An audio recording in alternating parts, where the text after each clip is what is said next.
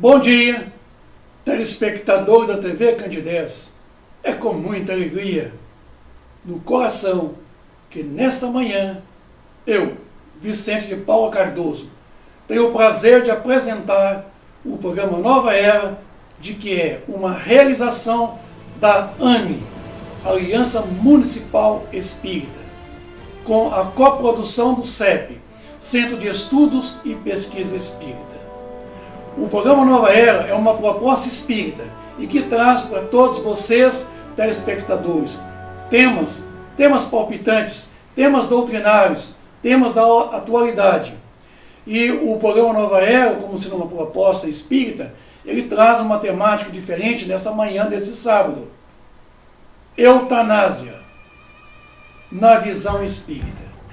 Muito importante esse tema, a eutanásia na visão espírita. Vamos lá.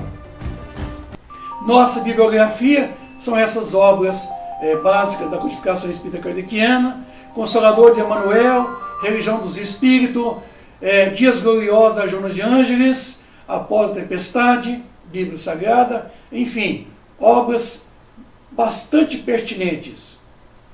Conceito de eutanásia. O que é eutanásia? Muito importante isso. Eutanásia vem do grego, eutanasia. Eu quer dizer bom, thanatos, morte. Tá? Eutanásia quer dizer prática pelo qual se busca abreviar, sem dor ou sofrimento, a vida de um doente reconhecidamente incurável. Então, eutanásia quer dizer boa morte, morte serena, morte tranquila. Está lá, substantivo feminino, morte serena, sem sofrimento. Prática sem amparo legal, pela qual se busca abreviar sem dor ou sofrimento a vida de um doente reconhecidamente incurável. O termo eutanásia vem do grego, podendo ser traduzido como boa morte, ou morte apropriada. O termo foi proposto por Francis Bacon, em 1623, em sua obra Historia Vitae et Mortis, como sendo um tratamento adequado às doenças incuráveis. Então, vejam bem que eutanásia não é de hoje, né, gente? Então está lá. Eutanásia pode ser ativa e pode ser passiva. A eutanásia ativa, odiernamente, é entendida como uma morte provocada por sentimento de piedade à pessoa que sofre. Ao invés de deixar a morte acontecer, a eutanásia age sobre a morte, antecipando-a. Assim, a eutanásia só ocorrerá quando a morte for provocada em pessoa com forte sofrimento por uma doença incurável ou em estado terminal e movida pela compaixão ou pela piedade. A eutanásia representa atualmente uma complicada questão de bioética, certo? E de biodireito, pois enquanto o Estado tem como princípio a proteção da vida dos seus cidadãos, existem aqueles que, devido ao seu estado precário de saúde, desejam dar um fim ao seu sofrimento, antecipadamente à morte natural. Independentemente da forma da eutanásia praticada, seja ela legalizada ou não, tanto em Portugal como no Brasil, essa prática é considerada como ilegal, é considerada como um assunto controvertido. Portanto, se a doença for curável, certo, não será eutanásia, mas sim homicídio tipificado no artigo 121 do Código Penal brasileiro, pois a busca pela morte e sem ter chegado o momento, não há em nosso ordenamento jurídico previsão legal para a eutanásia. Contudo, se a pessoa estiver com forte sofrimento, doença incurável ou em estado terminal dependente da conduta, podemos classificá-la como sendo homicídio privilegiado. Esse desligar as máquinas, né? A eutanásia passiva é chamada ortotanásia. Ortotanásia é a palavra de origem grega. Ortos quer dizer reto, justo, thanatos, morte. Ortotanásia significa morte correta, ou seja, a morte pelo seu processo natural. Neste caso, o doente já está em processo natural de morte e recebe a contribuição de um médico para que esse estado siga o seu curso natural. Assim, ao invés de prolongar artificialmente o processo de morte, certo? Que no caso seria a distanásia, deixe que esse se desenvolve naturalmente. É chamado de ortotanásia. Ainda, a eutanásia passiva. Somente o médico pode realizar a ortotanásia. E ainda não está obrigado a prolongar a vida do paciente contra a vontade deste, e muito menos a aprazar a sua dor. Ortotanásia significa morte correta, ou seja, a morte pelo seu processo natural. Neste caso, o doente já está em processo natural de morte e recebe uma contribuição do médico para que esse estado siga o seu curso natural. Então, em vez de você ficar tentando prolongar artificialmente o processo de morte, a distanásia, deixe que esse desenvolva naturalmente, a ortotanásia. Então o médico não segura, deixa o curso natural da doença consumir o doente. Distanásia é o prolongamento artificial do processo de morte e, por consequência, prorroga também o sofrimento da pessoa. Muitas vezes o desejo de recuperação do doente, a todo custo, ao invés de quê? De ajudá-lo a permitir, certo? Uma morte natural. Acaba prolongando sua agonia. Não visa prolongar a vida, mas sim o processo de morte. Quer dizer, no caso, o sofrimento, né? Distanásia, conforme a Maria Helena diz, trata-se do prolongamento exagerado da morte de um paciente terminal ou tratamento inútil. Não visa prolongar a vida, mas sim o processo de morte. Processo, é interessante falarmos da questão da relação, né? Aborto e eutanásia. Constitui dois crimes hediondos, pois as vítimas nem sempre têm condições de direito de poder decidir se quer sobreviver. A dignidade humana está em jogo nas mãos de pessoas inescrupulosas e materialistas. O suicídio assistido, isso, ocorre quando uma pessoa que não consegue concretizar sozinha a sua intenção de morrer e solicita o auxílio de um outro indivíduo. Dr. Jacques, conhecido como Dr. Morte, médico patologista aposentado, já auxiliou para mais de 130 pessoas e cometeram suicídio assistido, ou chamada eutanásia, desde 1990 nos Estados Unidos. Dr. Morte. Então, a visão sociológica da eutanásia, na Antiguidade, na Idade Média e na modernidade. De acordo com Lima Neto, em 2003, a prática da eutanásia não é recente, sendo que a sua existência consta desde o início da civilização humana.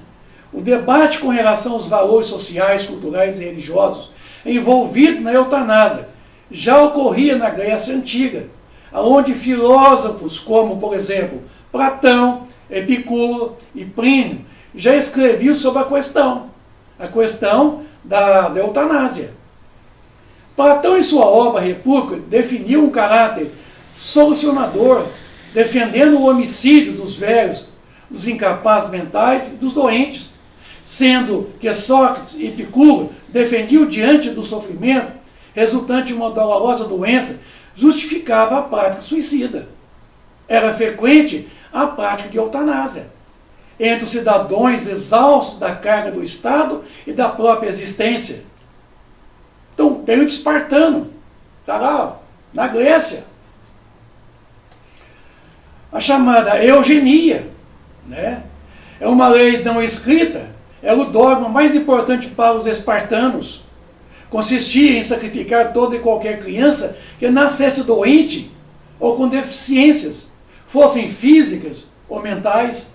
Assim, Esparta ficou famosa na Antiguidade Clássica por ter um povo rígido e forte, notável nas batalhas da conquista, que empreendeu contra seus vizinhos, a quem ou além peloponesos.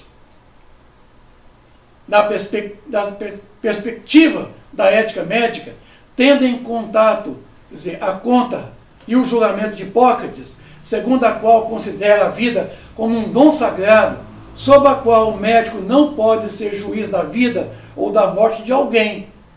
A eutanásia é considerada homicídio.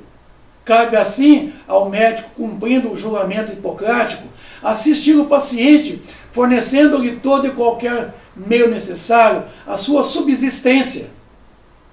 Na Alemanha, a eugenia norte-americana inspirou nacionalistas defensores da supremacia racial, entre os quais Hitler, que nunca se afastou das doutrinas eugenistas, de identificação, segregação, esterilização.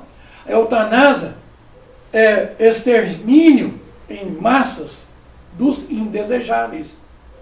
Legitimou seu ódio fanático pelos judeus, envolvendo-o numa fechada médica e pseudocientífica. Não houve apenas extermínio em massa de judeus e outros grupos étnicos. Em julho de 1933, foi decretada a lei de esterilização compulsória de diversas categorias de defeituosos. E com o início da Segunda Guerra Mundial, os alemães considerados mentalmente deficientes passaram a ser mortos em câmaras de gás. Mengele foi oficial médico. Mengele foi oficial médico-chefe da principal enfermaria do campo de Birkenau, que era parte do complexo de Auschwitz. Ali um campo de concentração. Joseph Mengele. Médicos nazistas realizavam experimentos em prisioneiros dos campos de concentração em Auschwitz. Mengele dedicou-se ao estudo de gêmeos para investigar a contribuição genética ao desenvolvimento de caracteres normais e patológicos. De 1.500 pares de gêmeos submetidos às suas experiências, menos de 200 sobreviveram. Então, fizeram experiências com seres humanos, sacrificando vidas, matando. Verdadeiro homicídios. Em suas experiências com seres humanos em Auschwitz, ele injetou tinta azul nos olhos de crianças, uniu as veias de gêmeos, deixou pessoas em tanques de água gelada para testar as suas resistências, amputou membros de prisioneiros, coletou milhares de órgãos em seu laboratório. Esse período nazista. Eugenia. Quer dizer, essa forma de eutanásia. Em outubro de 1939, a Alemanha nazista implantou o Action T4, que é um programa de eliminação de recém-nascidos e crianças pequenas, até 3 anos, que tinham uma vida que não merecia ser vivida. Os médicos e parteiros tinham de dever de notificar a autoridade sanitária de casos de retardo mental, deformidades físicas e outras condições limitantes. Uma junta médica de 3 profissionais examinava cada caso e a eliminação somente era realizada quando houvesse unanimidade. O programa logo se estendeu para os adultos e velhos. Os pacientes que deveriam ser notificados eram portadores de esquizofrenia, epilepsia, desordens senis, paralisias que não respondiam ao tratamento, sífilis, retardos mentais, encefalites, doenças de outras patologias neurológicas. Eram também incluídos os pacientes internados há mais de 5 anos ou criminalmente insanos. Foram acrescidos os critérios de não possuir cidadania alemã ou ascendência alemã, discriminando especialmente negros, judeus e ciganos. Em 6 centros de extermínio foram executados cerca de 100 mil pessoas em menos de 2 anos. Que o programa foi mantido, um sermão do bispo católico Clement Volgain, feito em 3 de agosto de 1941, denunciou de forma contundente e definitiva esse extermínio. Em 23 de agosto, Hitler suspendeu o Action T4 devido às repercussões desse sermão.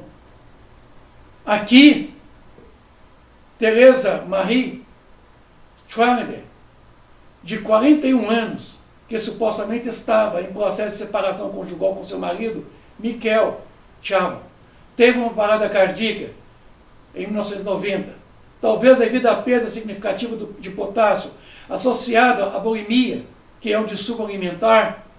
Depois de 15 anos de disputa familiar, judicial e política, teve a retirada a sonda que o alimentava e o hidratava, vindo a falecer no dia 31 de março de 2005. Então, Teresa Marie, ela estava em estado de coma, tendo em vista a situação que ela passou, isso, caiu aí num completo estado de coma. E aí, a justiça, a família entrou na justiça e ganhou o direito de desligar de Teresa Marie os aparelhos, cometendo assim a eutanásia. Aí, a visão jurídica da eutanásia. Constituição, Código Civil, Código Penal. O livro das pessoas, né? Código Civil. A personalidade civil da pessoa começa no nascimento com a vida, mas a lei põe a salvo desde a concepção dos direitos do nascituro.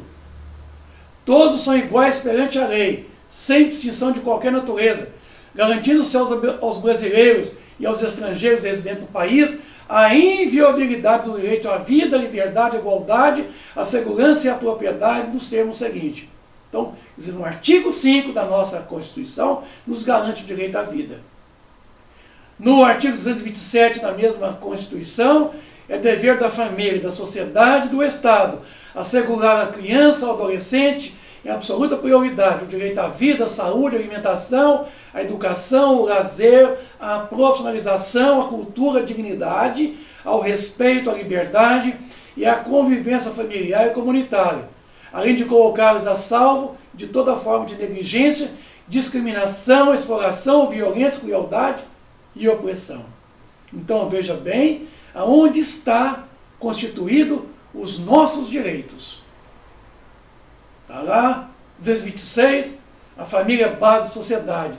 Tem especial proteção do Estado. O Estado garante a todos a proteção especial, não pode ao mesmo instante concordar com o homicídio. Neste caso, a eutanásia não pode ser algo legal, pois a lei não pode ser dúbia ou ambígua. Então, quer dizer, a lei é dúbia, porque quando ela promete, muitas vezes lá, no 121, o homicídio, a condenação, lá no mesmo 128 do Código Penal, ela permite o aborto, no caso do enencéfalo, no caso do estupro. Só que no Brasil, a nossa Constituição não permite ainda a eutanásia. Então ela não é legal. E, no entanto, tem sido motivo, isso, de cogitar no Congresso projetos de lei que possam realmente tentar regulamentar a eutanásia como o aborto. Aí, todo homem tem direito à vida, à liberdade e à segurança pessoal. Declaração dos Direitos Humanos. Aí, Código Penal, matar alguém, pena de reclusão de 6 a 20 anos. Artigo 121. Induzir ou instigar alguém a suicidar-se ou prestar-lhe auxílio para que o faça. Código Penal. Ofender a integridade corporal ou a saúde do outro. Quer dizer, artigo 129 do Código Penal. São crimes.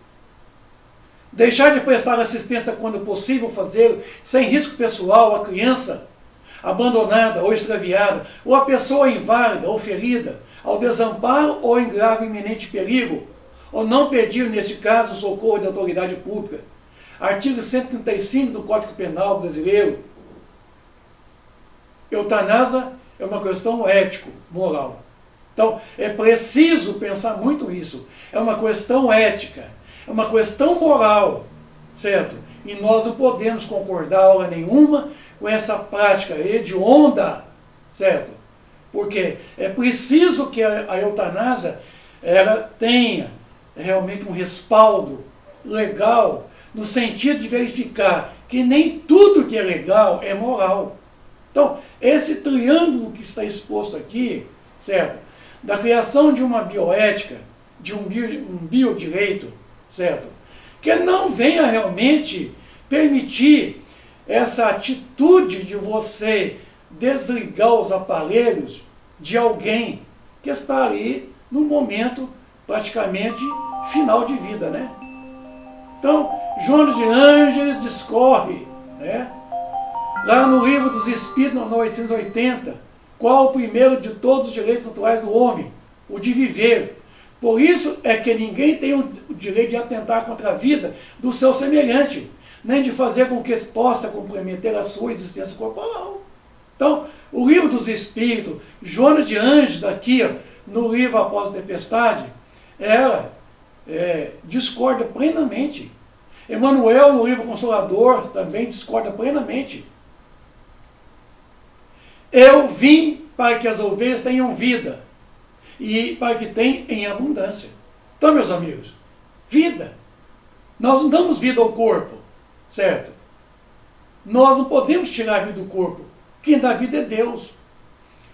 Lá na Bíblia, no Velho Testamento, o Êxodo 20, versículo 13, não matarás.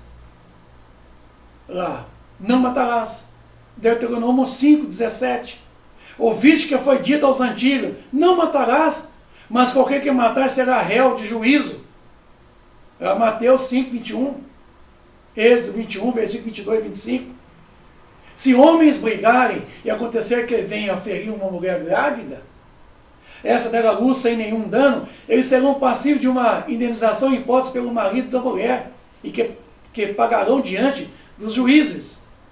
Mas se houver outros danos, urge dar vida por vida, olho por olho, dente por dente, mão por mão, pé por pé, queimadura por queimadura, ferida por ferida, golpe por golpe. Então, desde o Velho Testamento, a vida é defendida, o valor à vida.